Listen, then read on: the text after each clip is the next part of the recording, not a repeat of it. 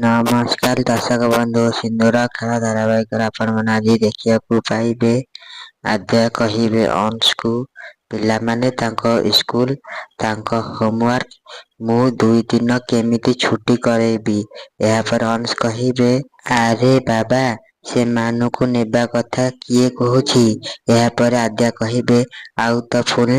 ଏହାପରେ ଅଂଶ କହିବେ, କେବଳ ଆମ 2 ଜଣ ଯିବା, ଏକଦମ ଆଗ ଭଳି। ଆମେ ହଜବେଣ୍ଡ ୱାଇଫ 2 ଜଣ, ଓକେ। ଆମ ଭିତରେ ଆଉ କିଏ ବି ଆସିବେ ନାହିଁ।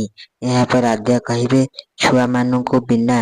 ଏହାପରେ ଅଂଶ କହିବେ, ହଁ, କଣ ହେଲା ସେଠୁ? ଏମିତିରେ ବି ଆମକୁ ଆଉ ଏତେ ସୁଯୋଗ ମିଳିବନି ଏକୁଟିଆ ଟାଇମ ଦେବା ପାଇଁ, ତ ଏଇଟା ହିଁ ଠିକ ସୁଯୋଗ। ଏଇ ଟାଇମରେ ଆମେ 2 ଜଣଙ୍କୁ ବାହାରକୁ ଯିବାକୁ ପଡ଼ିବ। ତା ଛଡ଼ା ଆଦ୍ୟା, ଏଇଟା ମାତ୍ର 2 ଦିନର କଥା। କିଛି ମୁହୂର୍ତ୍ତ ଆମ 2 ଜଣଙ୍କୁ ବଞ୍ଚିବାକୁ ପଡ଼ିବ ନା।